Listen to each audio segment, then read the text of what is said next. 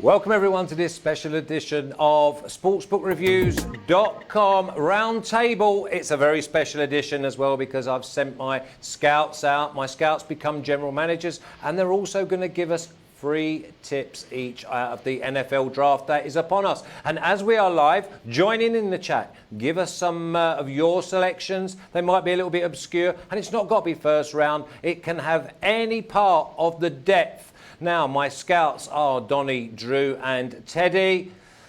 Donnie, the NFL draft is with us now.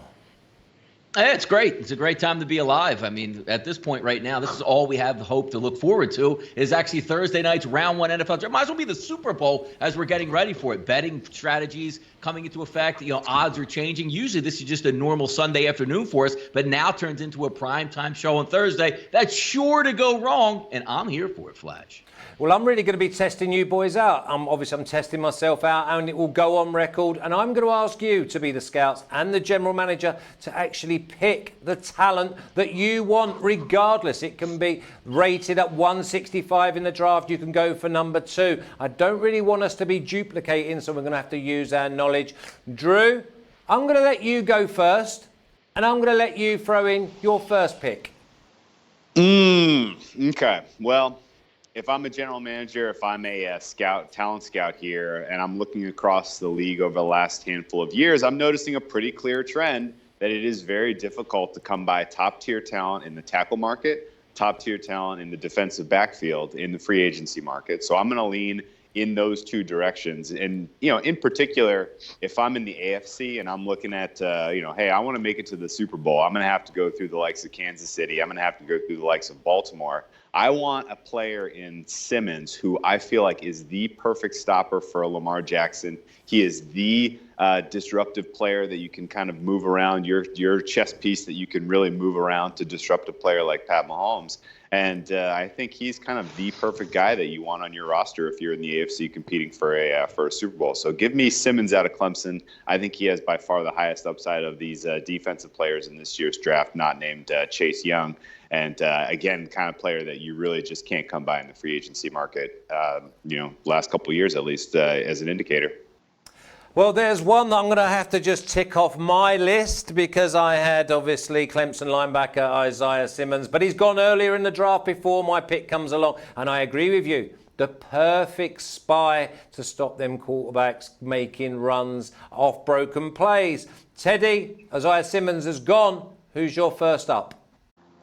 So if I'm picking without Isaiah Simmons and I have the number 1 pick, I'm going to take Joe Burrow. There's a reason that he's minus 10,000. You got to bet 10,000 and win 100 on Burrow right now because that's who the Bengals are picking. So anything else is a nice idea. But what's really going to happen is that Joe Burrow is going to go number 1. And when you look at the recent history of number 1 quarterbacks drafting number 1 overall, let's go the last 30 years. You got Troy Aikman, Jeff George, Drew Bledsoe, Peyton Manning, Tim Couch, Michael Vick, David Carr, Carson Palmer, Eli Manning, Alex Smith, Jamarcus Russell, Matthew Stafford, Sam Bradford, Cam Newton, Andrew Luck, Jameis, Goff, and then Baker Mayfield and Kyler Murray the last 2 years. When you go through that list of all this is not number 1 first round draft. This is number 1 overall pick. Half those guys are busts. Maybe more. All that said, you start with a quarterback. If I'm Cincy, I take Burrow, even though the can't miss prospects miss every year. Wow, that's a cheap and nasty shot there from Teddy. Takes the number 1 pick in the first round, 10,000 to 1 on. Donnie, can you compete with Joe Burrow?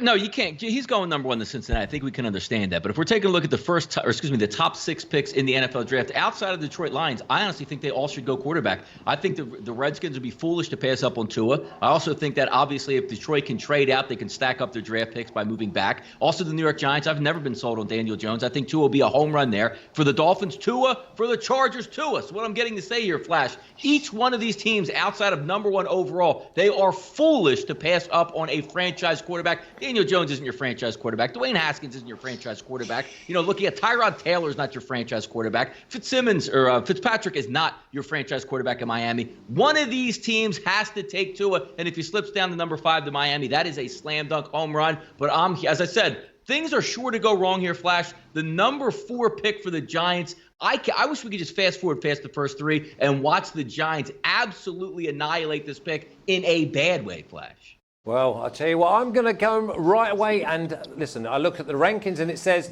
ranked 82, Chase Claypool. And I'm thinking, there's no way. I've seen so much tape of this lad. He's 6'4", he takes the ball high, he cuts back, he runs slants. And for me, out of Notre Dame last year, if he wasn't behind Cole Kmet, he would have played tight end. So for me, I'm taking Claypool and thinking that he will have a career in the NFL. And I do believe that he will end up being a really, really good tight end who can also line up out wide. I'm going to come to you, Teddy, again, and give me your second pick. Well, again, what we've seen in the NFL draft is that the surefire prospects, the can't-miss prospects, are where you want to go at the top of the first round, even if the upside isn't where you want it to be. Chase Young is going to be an effective NFL pass rusher, all right? And I'm with everyone who believes that the way to build a championship team is in the trenches. If you want a championship team, get your offensive line set, get your defensive line set, and then you start picking up the skill position talent pieces. So if I'm Washington, to me, it's an absolute no-brainer.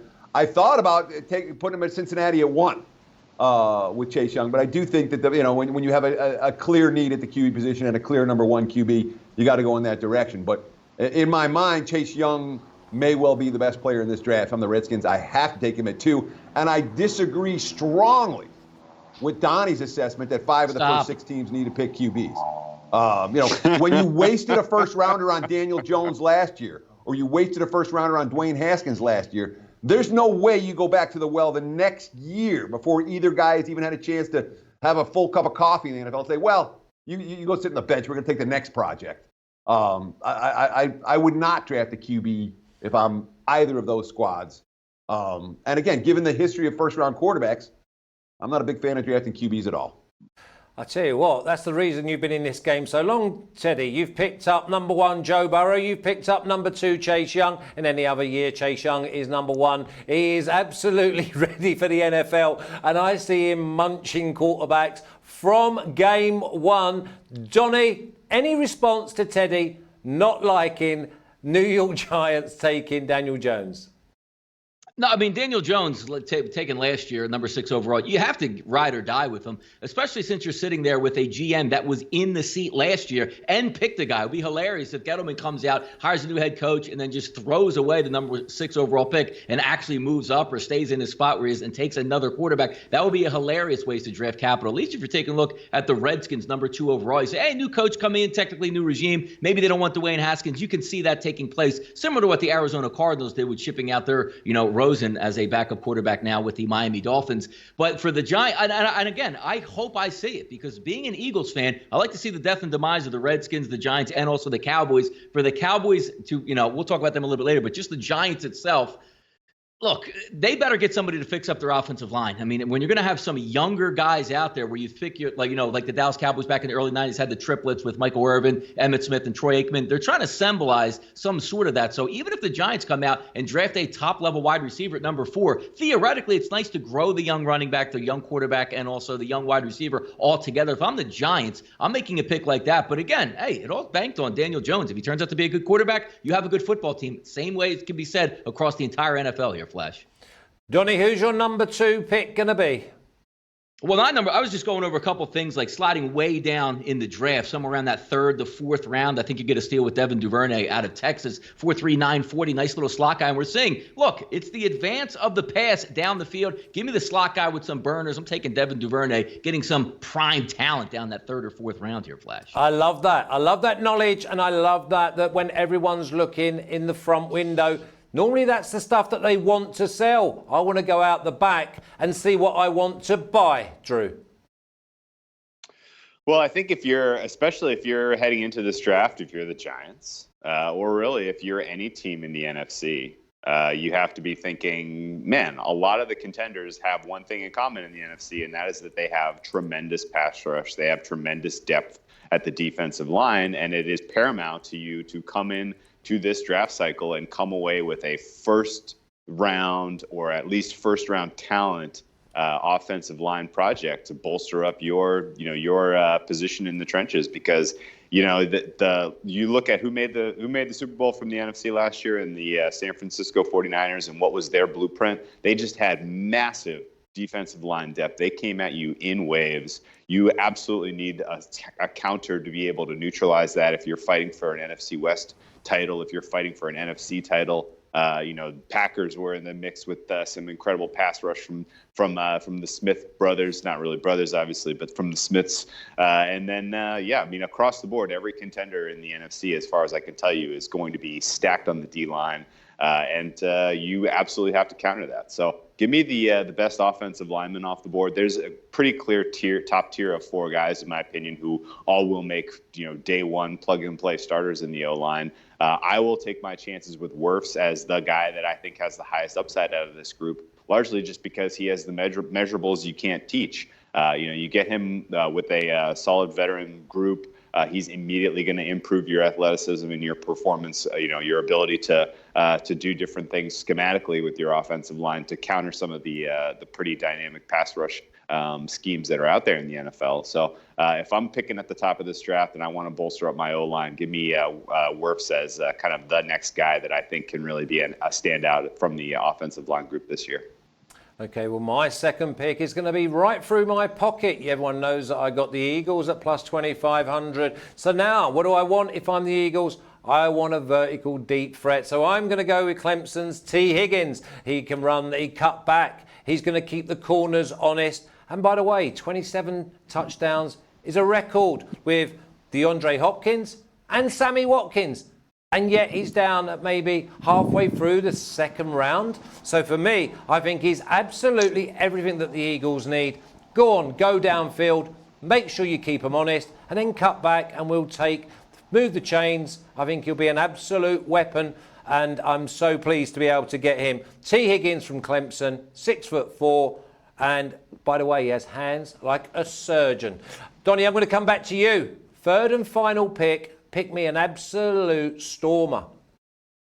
Well, I mean, getting back to your point there on the Philadelphia Eagles, I like to pick up T. Higgins here. I mean, obviously the Philadelphia Eagles are going to be in the market for taking a wide receiver sitting around that 21 range. You should be there. Judy, Lamb, Ruggs, Jefferson, or Higgins. One of those guys better be available at 21, or there's going to be an absolute crazy run on wide receivers. And you have some other areas, the Denzel Mims finishing up in there. But if we're going to take a look maybe at an overall, picking a player, I'm going to say here, let's slide it down a little bit. Maybe Kenneth Murray out of Oklahoma. And again, I'm slanting this a little bit towards the Philadelphia Eagles. Need a playmaker, a linebacker, guy that can go side to side, run with some speed and make plays. Look, the Big 12 wasn't known for playing defense, but there were a few pretty good guys that actually played some defense. He's one of them there. I think he's going to be an impact player from day one in the NFL. Give me Kenneth Murray out of Oklahoma. I'm not surprised you're going for Kenneth Murray. 4.52 in the combine, sits at 6'3", and he sees things early. He's patient. So yeah, he was one of those on my list, and he loves the pursuit. He loves to follow it, and he's got the speed, and obviously he's got the power. So for me, I agree with you, Kenneth Murray, from day one. Teddy, I think number 3 pick. Can you make it 1, 2, and 3? Well, I mean, so the third pick's really interesting because 1 and 2, it's going to be Burrow and Young. I'm fairly confident of that, and the betting markets are showing that. It's like, minus $6 to Burrow and Young to go 1 and 2. But it looks increasingly likely like the Lions are going to trade out of the 3 spot. All the rumors that are trade, but then again, I'm hearing that the Giants are trying to trade. I hear the Lions are trying to trade. You're hearing multiple teams near the top trying to trade. Which one's worth the most? Detroit's pick is worth the most. And when you talk about a team that has a bevy of needs, if I'm the Lions, I absolutely trade out of the 3. If I can get a first round, a later first rounder, and then pick up something in the second round, I mean, Detroit needs help everywhere. So to me, that's one that makes a ton of sense for the team to trade, although we'll have to see how easy it is to make deals on draft day. The reports I'm hearing is that we're going to see much less trading on the, from pick to pick that we have in the past, just because the communication is not going to be as good. And most of the trades we see are going to see before the start of the draft itself, as opposed to as the process goes. All that said, I mean, I do think that Okuda's a stud. You know, the guy who's been projected the Lions over and over again. Although there's a decent chance they could trade down and still get him with the 4th spot, with the 5th pick, with the 6th pick. And if Detroit has that option, I would do that in a New York minute. In terms of picking a player in a spot, I'm going to pick DeAndre Swift at number 32, last pick of the first round to Kansas City. And I know that I always hate running backs, but of all the things that make like sense, that's one that, I mean, KC loves the playmakers. Swift is likely to fall, and I would not be shocked at all to see the Chiefs grab him with their first pick. If there's a prop bet you want to make there, that's one worth looking at. Yeah, and that will probably be the bubble bursting on the under and over 0.5. He's going to probably be the last pick of that first round, and running backs 0.5. He's jumped ahead of Taylor. For me, I did think that the value was all about no running back in the first round. Third and final pick, please, Drew. Who would it be?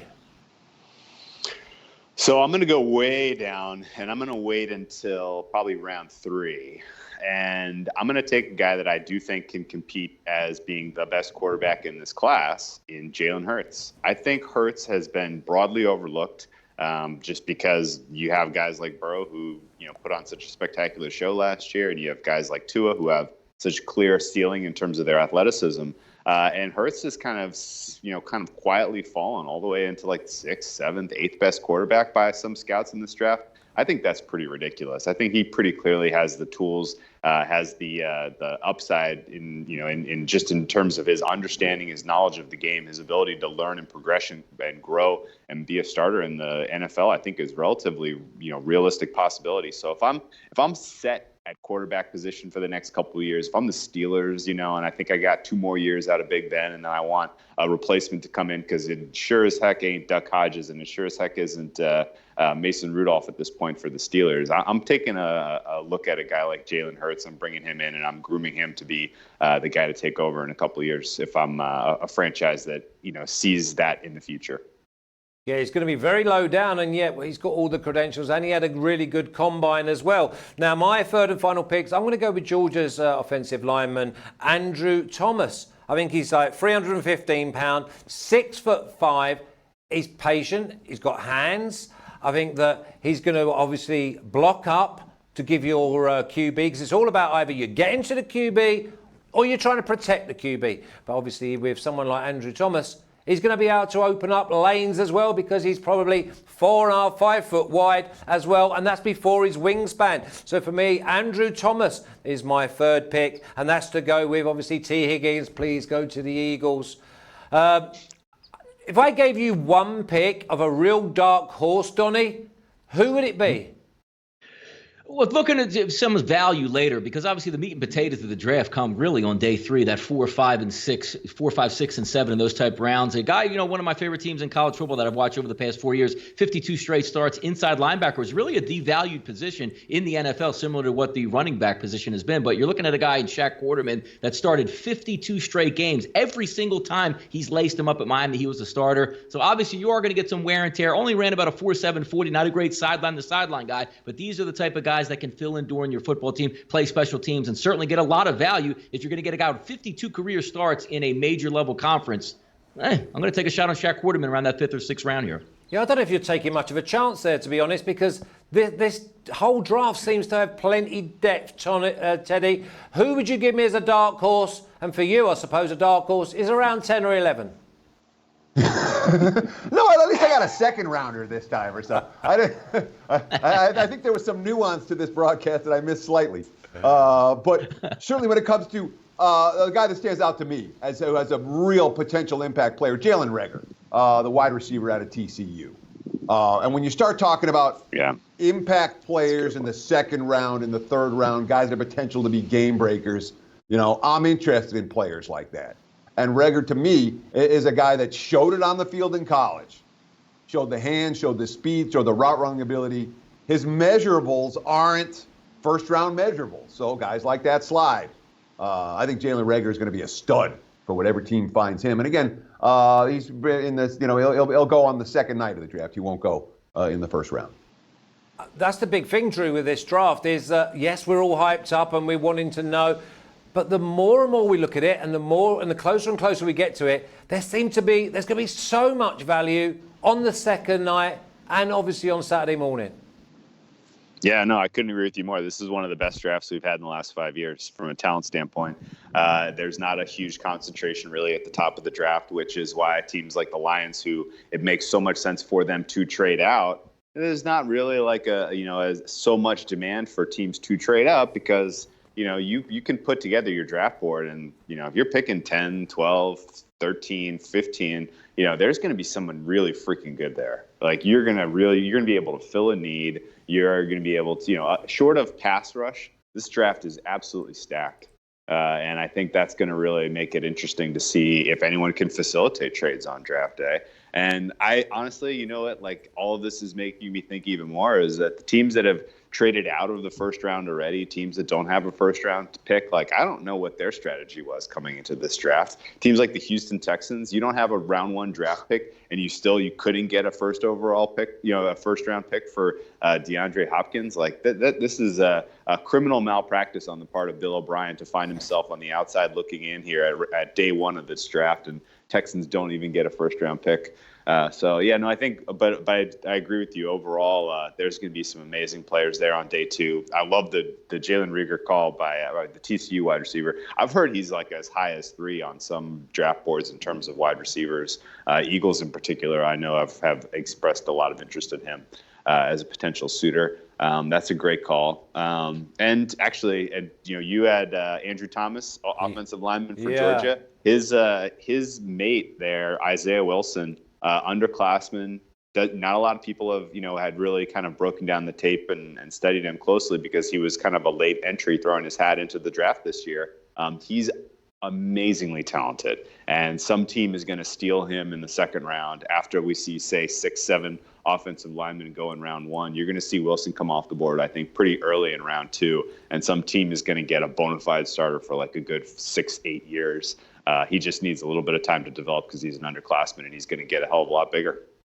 The one player that caught my eye was the top running back in the Pac-12 last year, which is Eno Benjamin. And they're looking at him being around 125, 130. I mean, I have to get my calculator out to work out what round that's actually going to be in. It's like crazy. And all of a sudden, you don't want no running back early on because obviously you have to give them that extra year on contract. And we know that running backs are going to get beat up. But Eno Benjamin, I think he's going to be a good backup running back. And it'll be interesting to see where he goes because it's only going to be run, and maybe the odd screen. So Eno Benjamin for me, around 125, 130. But I'm going to go my one pick that I want to be putting my colours to the mast, apart from obviously Higgins.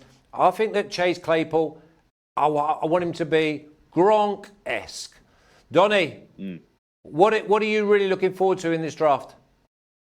I'm looking forward to the draft. Again, the talent and just the excitement around the draft, which is something us as handicappers and gamblers, we haven't even been able to prognosticate much that actually comes up live. And it's just going to be fun to sit back, relax, and see some of these teams, some of these picks get off the board. Because a lot of us as well are fans of the game as opposed to just betting and making money and handicapping and doing all that stuff. I'm just looking forward to the live entertainment and some semblance of normalcy coming back, because over the summer, who knows when these actual sports are going to come back. The one league that would say probably has the best chance overall to start on time would be the NFL. So I'm going to treat it like that and start that same type of preparation that we have going through the summer and through the early spring months here. Is once the draft ends, that's where you know where these teams are going to start to fill out. Because also the good part about it, Flash, is once the draft does happen, you get that nice little surge there, the free agents, the undrafted free agents coming through, and then we're going to get part 2 of free agency coming over the next 3 weeks. It's a nice time in football, a nice little reprieve to say, you know what? Hopefully football gets started on time. We can get back to some normal things around here, Flash. Teddy, I'll just give you the memo a couple of days early. Thursday morning, we're going to be doing the team props. So we're going to be looking at things like, are the Giants going to go offense, defense, running back? So that'll be good. And Drew, make sure you've got a few good gems for me. So my scouts were Donnie, Drew, Teddy. Teddy, you've absolutely cleaned up, but your wage bill is like half of a small country in Europe. But listen, I love your knowledge, gentlemen. But I look forward to seeing you again on Thursday morning, or Thursday, 3 o'clock Eastern time, 12 o'clock for you, Drew, and 1 o'clock Costa Rican. I've been Flash. This has been sportsbookreview.com. If you like this video, press subscribe, ring the bell, and we'll see you again soon. And remember, we're live Thursday, 3 o'clock Eastern. You take care.